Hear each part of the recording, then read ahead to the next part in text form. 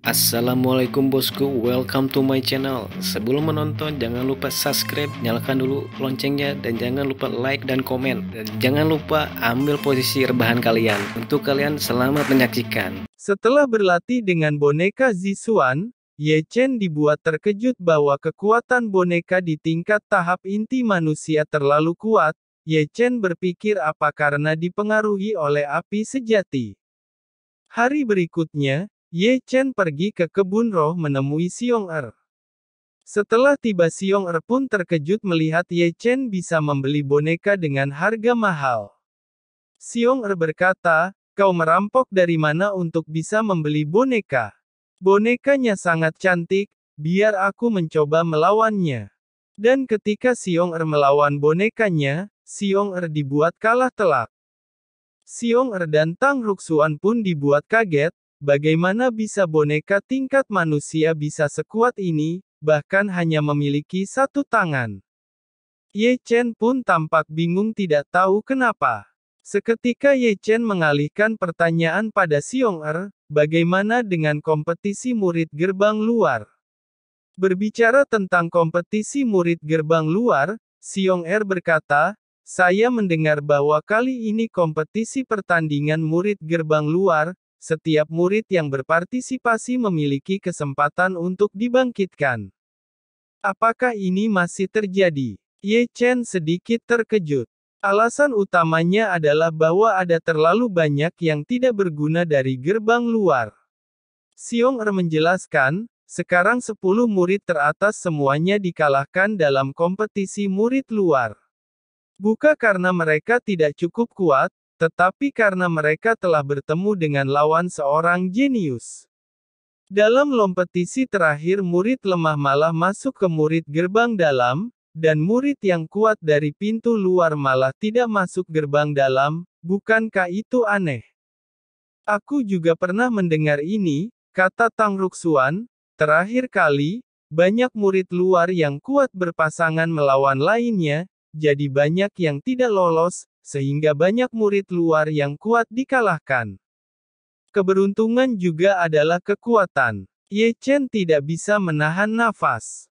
Ye Chen berkata pada Xiong Er, "Aku harap bagaimanapun kita jangan sampai bertemu di kompetisi." Di pagi hari, seluruh sekte Heng Yue seperti negeri dongeng di bumi.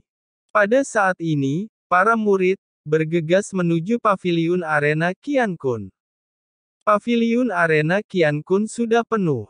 Ketika Ye Chen membawa Hua, itu menarik perhatian banyak orang, dengan iri, dan benci. Ye Chen mengabaikannya dan membawa Hua ke sudut untuk mendaftar. Ye Chen tidak mengharapkan Hua masuk ke pintu bagian dalam, tetapi hanya ingin dia merasakan atmosfer pertandingan.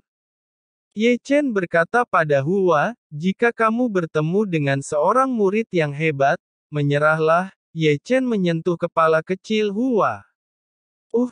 Aku mengerti." Hua masih gelisah. Dia adalah pertama kalinya melihat pemandangan sebesar ini. Segera, ketika setiap murid masuk, paviliun arena Qiankun menjadi lebih hidup. Murid puncak Ren yang ada di sini. Saya tidak tahu siapa yang berteriak. Jiang Hao dengan jubah putih muncul di hadapan semua orang. Hah? Ye Chen melihat Qi Hao. "Ini baru beberapa hari, kamu masih hidup." Menyentuh dagunya, Ye Chen bertanya-tanya apakah dia akan dipukuli lagi jika dia bertemuku. Ketika Ye Chen menatapnya, murid-murid puncak Ren yang juga sebagian besar menatapnya, dan ekspresinya kejam, terutama Qi Hao, yang ekspresinya tidak bisa diungkapkan. Ye Chen melirik ke belakang dan membuang muka. Murid-murid puncak Di yang kemudian tiba, seperti puncak Ren yang, mereka juga memandang Ye Chen dengan tatapan ganas. Setelah puncak Di yang, Ye Chen melihat murid-murid puncak Tian Yang, tetapi tim dipimpin oleh seorang murid Xing Yi yang berada di puncak tahap inti manusia. Dia terlihat baik dan setidaknya tidak sombong seperti puncak Ren yang. Ye Chen melihat tanpa sadar, hanya untuk menemukan bahwa ada seorang pemuda berbaring di kursi, dia malu, pakaiannya acak-acakan, dan rambutnya sedikit berantakan. Sangat halus. Melihat pemuda ini, mata Ye Chen melotot kaget, dan dia tidak bisa melihat kultivasi pemuda itu. Hah! Ketika Ye Chen menatapnya, pria muda itu minum anggur dan mabuk. Orang ini tidak sederhana, gumamnya pada dirinya sendiri. Ye Chen mendefinisikan ini. Murid-murid aula juga telah datang. Yin Ziping memimpin sekelompok murid masuk. Dia setinggi biasanya, mengguncang kipas lipat dengan ringan, dan tampak sangat ramah, menyebabkan teriakan banyak murid perempuan. Yin Ziping juga melihat sosok Ye Chen di tengah orang banyak, dan kemudian dia tidak pernah lupa untuk menampilkan ekspresi lucu dan kejam. Cepat atau lambat aku akan memusnahkanmu. Mata Ye Chen dingin, menatap Yin Ziping dengan tatapan amarah. Selanjutnya, Wang Lin, murid pertama Paviliun Kebun Roh, Xiao Jing, murid Aula Penegakan Hukum, Lu Xuaner, murid pertama dari Paviliun Koleksi Buku, Huo Teng, murid pertama dari Paviliun Misi-Misi, dan Qi Yue dari Paviliun Pil juga memimpin para murid. Dengan cara ini, sebagian besar murid yang berpartisipasi dalam kompetisi murid luar hadir. Kemudian, 3 master datang dari arah gerbang bagian dalam dan berdiri di atas awan. Mata Ye Chen berbinar ketika dia melihat orang itu, karena dari 3 yang datang, dia tahu dari mereka. Bukankah itu Chu Xuan-er? Adapun orang kedua ketiga, itu adalah Tian Xuan Feng Fengzhu yang menempati peringkat pertama di antara 9 puncak utama gerbang bagian dalam. Sekte Heng Yue sangat mementingkan murid luar. Ye Chen mendesis. Saat berbicara, Ye Chen merasa bahwa seseorang mengawasinya, tak perlu dikatakan bahwa Chu Xuan-er berdiri di awan melihat Ye Chen. Chu Xuan-er mentransmisikan suara pada Ye Chen, berkata, "Jangan lupa ujian yang kuberikan padamu jika ingin menjadi muridku kau harus lulus ujian masuk gerbang dalam." Mata Chu Xuan-er yang indah berbinar, memancarkan cahaya yang bergerak. Ye Chen penuh sukacita. Mengerti, Ye Chen menyeringai. Dengan gebrakan, sinar cahaya meledak ke dalam kekosongan dan berubah menjadi kompas besar yang dipenuhi dengan kecemerlangan dan kecemerlangan, yang diukir dengan nama-nama para murid yang berpartisipasi dalam kompetisi murid gerbang luar. Kompas undian ini segera ditarik dengan adil. Ini juga menunjukkan bahwa para murid yang berpartisipasi dalam kompetisi tidak tahu siapa lawan mereka akan bertemu. Mulai sekarang, dengan suara keras di langit, mata semua orang tertuju pada kompas undian di udara. Kompas undian besar telah berbalik, memancarkan semangat yang menyilaukan, dan berhenti perlahan sampai 2 aura jatuh secara terpisah. Siapa yang dipilih?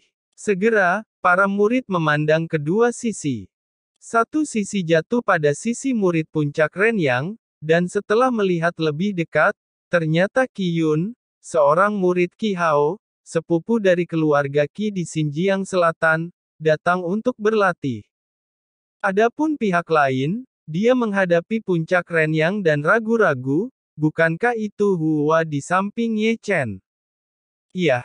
Apakah itu anak Hua? Sebuah suara kejutan datang dengan cepat di sekitarnya. Orang-orang berkata anak itu sangat lemah. Tapi dibandingkan dengan Ye Chen, kekuatannya jauh lebih buruk. Mendengarkan diskusi sekitar, Ye Chen menepuk pundak Hua ringan dan tersenyum, "Jangan takut, lakukan yang terbaik." "Aku tidak takut." Hua mengangguk dengan berat, "Aku tidak akan kalah dari siapapun. Kakak bisa mengalahkan Qi Hao kakaknya Qi Yun. Begitupun aku juga harus bisa mengalahkannya. Aku tidak akan pernah membuatmu malu kah?" Ye Chen tersenyum sedikit, tetapi tidak berbicara. Berseberangan, Qi Yun telah melompat ke atas arena dengan mudah. Awalnya, dia juga mulai merasakan suasana sebelumnya. Ketika dia bertemu dengan seorang murid yang kuat, dia secara otomatis akan mengakui kekalahannya, tetapi dia tidak pernah berpikir bahwa lawan yang dia pilih sebenarnya adalah Hua, yang menyebabkan dia mengangkat dagunya tinggi-tinggi, dan matanya penuh provokasi. Qiyun memprovokasi, kamu tidak perlu naik dan menyerahlah. Hua dengan serius itu memancarkan cahaya dingin di matanya dan segera berbalik dan melompat ke arena. Keduanya sama-sama memiliki umur yang sama, keduanya berusia 12 atau 3 tahun, tetapi mereka menarik perhatian semua orang di sekitar. Qiyun memandang Hua dari atas ke bawah dengan senyum main-main dan tertawa, tidak bisa melupakan hari ketika aku berada di arena ketika aku memukulmu tanpa ampun, sekarang kau berani kau tidak takut akan kubuat gigimu rontok. Hua berkata, kamu jangan bicara omong kosong, ayo lakukan jika kau bisa. Hua menggeram dan mengeluarkan tongkat besinya. Hua mengeluarkan tongkat besi hitam, menyebabkan suara aneh di sekitarnya.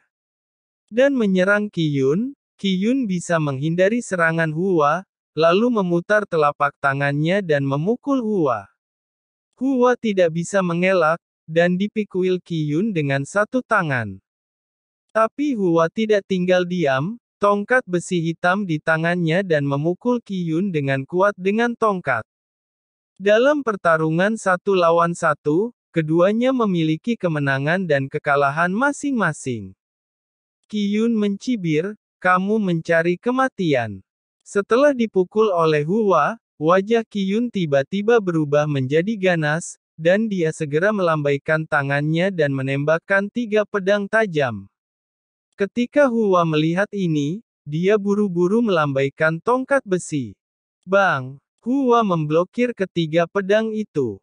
Dan pada saat ini, Hua menyerang dengan satu telapak tangan. Hua buru-buru diblokir di depannya. Qiyun menamparkan telapak tangannya, dan Hua yang terkejut mundur. Qiyun masih di atas angin, maka kultivasi Qiyun 2 kali lebih tinggi darinya, dan lebih kuat dibudidayakan oleh keluarga kaya, tetapi tidak dapat dibandingkan dengan Hua. Di arena pertarungan, Hua mencoba segalanya untuk melawan, tetapi masih tidak bisa menghentikan serangan Qiyun, terus dikalahkan, tidak dapat membalikkan. Kesenjangan ini terlalu besar. Dibandingkan dengan orang-orang ini, Ye Chen duduk dengan acuh tak acuh, bahkan jika Hua kalah, dia tidak merasa malu, karena mereka berdua tidak setingkat. Bang! Di arena pertarungan, Hua kalah lagi dan dimuntahkan oleh Qiyun. Namun, penampilan jelek di wajah Hua tidak ada dalam imajinasi, dia jujur dan jujur, wajahnya tenang, dan dia menghabiskan sebagian besar waktunya untuk bertahan. Namun, Hua telah berlatih pertarungan sebelumnya dengan Zisuan boneka Ye Chen, kemampuannya boneka yang dibuat berlatih itu jauh lebih tinggi kultivasinya dibandingkan Qiyun. Apakah kamu masih belum mau menyerah? Qiyun mencibir dengan serangan pedang di tangannya berlanjut, tidak pernah berhenti. Hua tidak mengatakan sepatah kata pun, dan masih mencoba yang terbaik untuk menari dengan tongkat hitam di tangannya. Saya tidak tahu kapan tongkat besi hitam di tangannya berubah, dan saat menari, ada bayangan hantu. Meskipun bayangan hantu ini kacau, dan pertahanan perlahan membaik dalam pertempuran. Dengan keterampilan tongkat, Su Fu di awan mengungkapkan keheranannya, seolah-olah dia telah melihat beberapa petunjuk dari metode tongkat Hua. Pria kecil ini tidak sederhana. Chu Xuan tersenyum, dari awal hingga saat ini, penampilannya secara mengejutkan tenang, dibandingkan dengan Qiyun pikiran Hua lebih tenang dan tenang. Benar saja, situasi pertempuran di arena berubah, dan Hua yang dipukuli secara pasif mulai memainkan banyak taktik pada pertahanan. Dibandingkan dengannya, napas Qiyun menjadi tidak teratur, dan ia terus menggunakan teknik mistik untuk membuat vitalitasnya berkurang, jumlah serangan dan jumlah pertahanan meningkat. Akibatnya, pada akhir perang, Hua yang bertahan berubah menjadi serangan, dan Qiyun, serangan sengit di antara mereka, menjadi sisi pertahanan pada saat ini. Sial, wajah muram dan menakutkan Qiyun, kadang-kadang menunggu kesempatan untuk menembak, tetapi selalu terhalang oleh formasi aneh Hua. Hua, aku benar-benar memandang rendahmu. Di luar arena, Ye Chen tersenyum sedikit. Kegigihan Hua di arena begitu lama tidak terkalahkan, yang telah mengejutkannya, tetapi sekarang ada kecenderungan untuk mengubah arah angin ke atas, yang benar-benar melebihi harapannya. Di atas arena, Hua menyerang dengan tongkat dan mendengus Qiyun kembali. Qiyun meraung dan menebas dengan pedang. Pedangnya, bagaimanapun, terbelah oleh tongkat Hua, dan dia terguncang terbuka di tempat, dan seluruh lengannya terguncang. Dia hanya mengandalkan tongkat besi hitam di tangannya. Saat itu, sebuah suara berkabut masuk ke telinga Qiyun. Itu adalah suara Immortal King yang dengan liciknya memberitahu Qiyun untuk membuang tongkat karena dengan hilangnya tongkat kemenangan akan menjadi kemenanganmu. Diam-diam diperingatkan. Setelah diberitahu, Qiyun tampaknya telah menemukan kelemahan pada Hua, yang merupakan tongkat besi hitam di tangannya. Dengan mencibir, Qiyun menanamkan vitalitasnya ke pedang roh di tangannya dan siap untuk menyerang. Hua telah datang dengan tongkat. Qiyun mendengus dan melambaikan pedang di tangannya, bertabrakan dengan tongkat besi hitam. Bang! Di tempat itu, Hua mengerang kembali, dan tongkat besi hitam di tangannya juga terlempar. Melihat ini, Ye Chen di bawah arena mengerutkan kening, dan tongkat besi hitam adalah dukungan dari Hua, dan dia hanya berlatih tongkat. Pertarungan lain tanpa tongkat pada dasarnya kosong. Tanpa tongkat besi itu, kamu tidak punya apa-apa untuk diandalkan. Raungan itu terdengar di atas arena, Qiyun bergegas seperti binatang buas, dan pedang di tangannya sering melambai. Hah! Hah! Hah! Segera, noda darah muncul di tubuh Hua, dan dia dipukuli terus-menerus. Namun, tampilan Hua itu masih tenang, ketenangan alam ini membuat para tetua di atas awan tidak bisa menahan senyum ringannya. Mereka yang menyaksikan pertempuran di arena juga menjadi tertarik pada saat ini. Siapa yang mengira bahwa pertempuran antara dua bocah lelaki yang belum mengering akan begitu berlarut-larut, dan serangan dan pertahanan akan berubah terus-menerus. Napas Qiyun sedikit terganggu. Tanpa tongkat besi hitam Hua tidak berdaya. Dalam pertarungan itu, Hua telah dipukul dan tubuhnya terlempar ke tepi arena pertempuran. Jangan mengaku kalah. Qiyun datang dengan ekspresi cemberut di wajahnya, dan pedang panjang di tangannya meledak, dan melakukan serangan dengan pedangnya. Hah!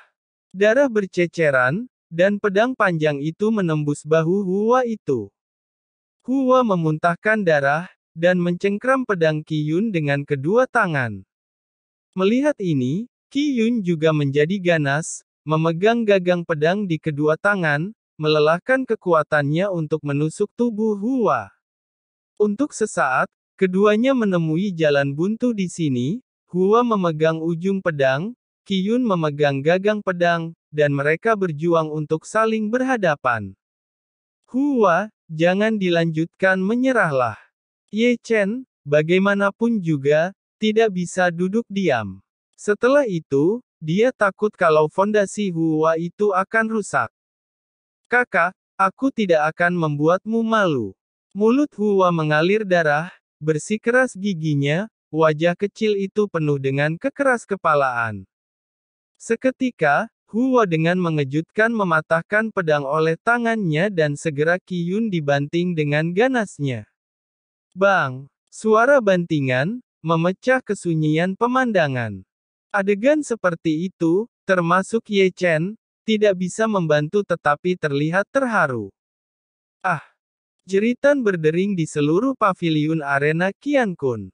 Qiyun tidak pernah berharap bahwa Hua akan bisa mematahkan pedangnya dengan tangannya. Dalam saat yang singkat, Hua melangkah maju dengan keras dan membanting Qiyun kembali. Aku akan mengembalikan kekalahanku sebelumnya. Mengambil langkah lain lebih dekat, Hua meraih lengan Qiyun. Kemudian, Qiyun terbelakang benar-benar dibuang oleh Hua. Bang! Dengan suara tumpul menyebar di paviliun arena Qiankun, Qiyun terbanting ke atas arena oleh Hua, dan lempengan batu arena keras retak dan muncul retakan. Adegan seperti itu membuat hati banyak orang terpana. Para penonton dibuat terkejut karena mirip apa yang dilakukan Ye Chen selalu membanting musuhnya. Qiyun ini mungkin tidak bisa berdiri. Di awan, wajah Immortal King yang suram. Qiyun adalah muridnya, dan dia akan dikalahkan oleh anak dari konsentrasi Qi tahap 3. Sekarang Qiyun kalah. Di atas arena, Qiyun pingsan, dan seluruh organ internal terluka. Melihat Hua lagi, dia sudah menjadi manusia berdarah, bergetar di atas arena, seolah-olah hembusan angin bisa meniupnya. Sampai sekarang, semua dapat melihat siapa yang telah menang dalam pertempuran berdarah ini. Hua menang. Ini